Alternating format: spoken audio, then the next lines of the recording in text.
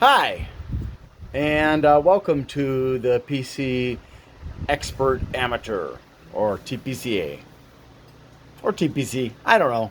However you want to say it. It's up to you. I know I haven't been able to put out any videos on fans lately, um, and the last thing that I put out for you was a video about the fan collection that I now have, which since I made that video, I've added a few more fans. The last of the fans that I've ordered came in finally, including several Be Quiets, the Pure 2s and Silent Wing 4s, and I think it was, or something like that. Something like that. I'm going to be looking at those as a favor to Old Sod at Bleeping Computer. Um, so I've got a surprise for you today. I have been working on a project for the last 3 weeks now. Um, and if you looked at the thumbnail, you saw what it was. It's an anechoic chamber, and you probably saw that in the title, and you're like, what? Yeah, I know. So that's a fancy word that means a box or a chamber, a room in which you have special sound deadening materials like a recording studio, so that you can only pick up the sounds you want to hear. You're not going to get echoes. You're not going to get really weird sounds and stuff like that bouncing off the walls and coming back, or that's an echo, but it's going to dampen everything extraneous except for what you're aiming at, which in my case is going to be, and I don't personally really much care about how loud a fan gets as long as it isn't loud enough to hurt my ears. But I know there are a lot of people out there that do care. So I've made this box. I got some wood. Unfortunately, it was just cheap quality pine panels that I got at Lowe's. Not good quality. Some of them were bowed, and so on. And they weren't even all exactly identical. And then I had some trim left over from a cabinet that I took apart, and I used that more for decorative purposes, but also because I had to reinforce that bowed piece that ended up being the lid. Aside from that, I've got piano hinges or continuous hinges, and I've got the sound deadening material inside. So I'm going to show you this device right now. All right, so this is my anechoic box, and as you can see, it's fairly long. It's about, not including the handles, it's about 36 inches long, or 3 feet long. Then as far as like the height from top to bottom, that's about 18 inches. And then across is about, I forget, I think it's 18 inches. Okay, so the handles are just there for when I need to move it around somewhere, like if I move. So we're looking at about, almost 18 inches this way. And then this way is 16 inches, and then 3 feet plus the handles. Actually, you may notice that the doors don't fully close. Now, this door is because I've got a fan cable for a fan that I'm going to test.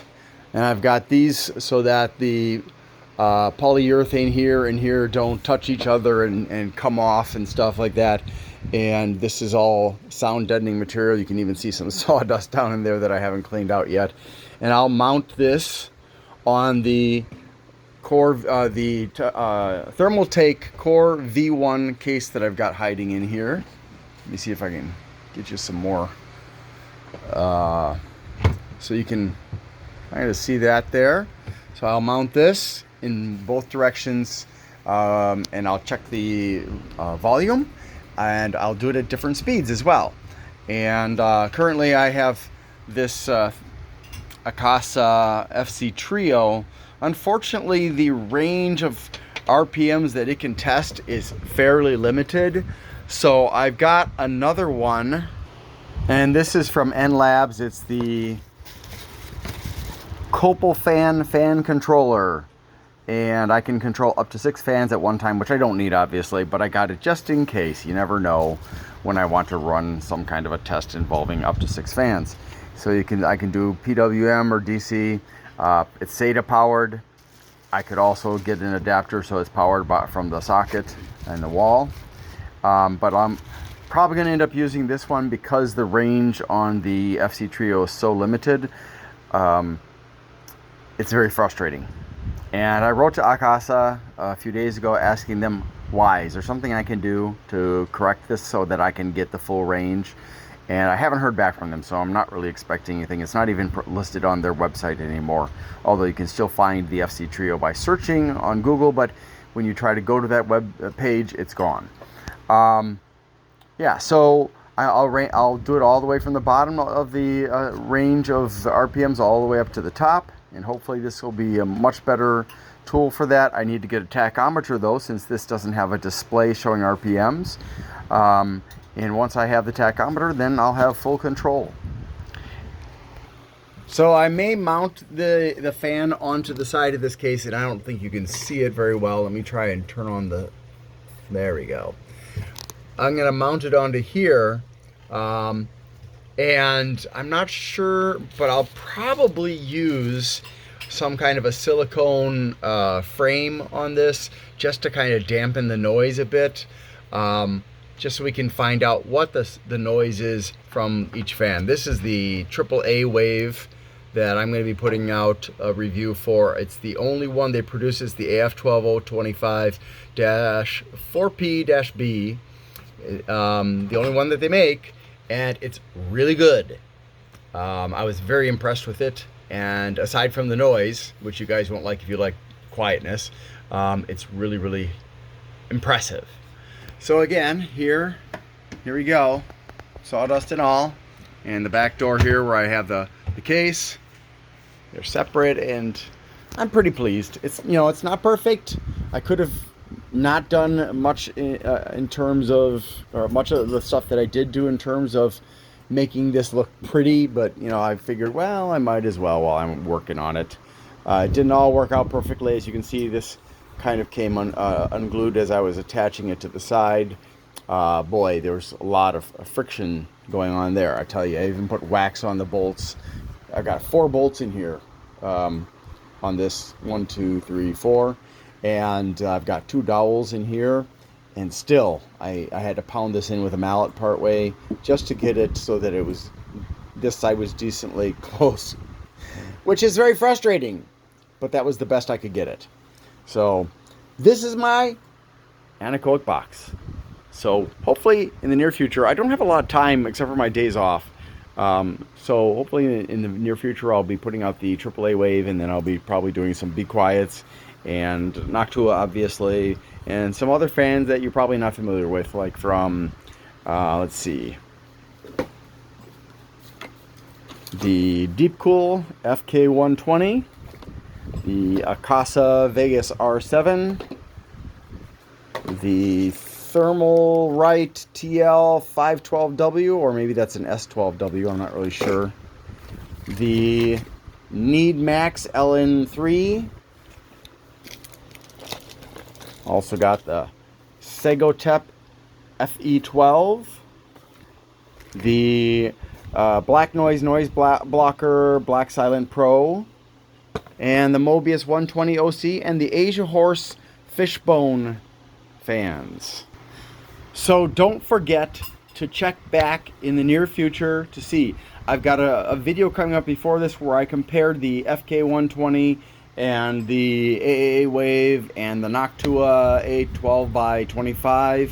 And I think there was one more on that list.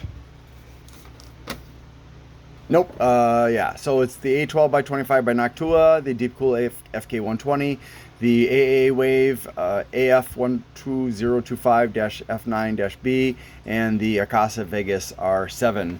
I've got a little bit of a reveal about those fans. I did a little comparison about them, and I think you'll find that interesting. So thanks so much for not giving up on me and being so patient, and I hope that you'll appreciate the upcoming content. Oh, I am currently testing out 2 anemometers that I got on Amazon during Amazon week. That I'm hoping one or the other of these is going to turn out to be a really good choice. So these are it: the InfoRider YF-6000GH and the I don't even know how to say it, Icevus ASH7. They both have pros and cons. Like this one has a wider range on it. This one has more precision or the better resolution on the. This also has dew point, wet bulb temperature, and relative humidity. This one it has a rechargeable battery, whereas this one does not. So this one also can be mounted onto a tripod, and this one cannot. So I'm probably going to get this one, but I have to finish testing them. My results show that they're not exactly. One of them is less accurate than the other. I'm not sure which one of it is. And I'm still trying to figure that out. So, more surprises, right? All right. Thanks for watching, and I hope you have a great day.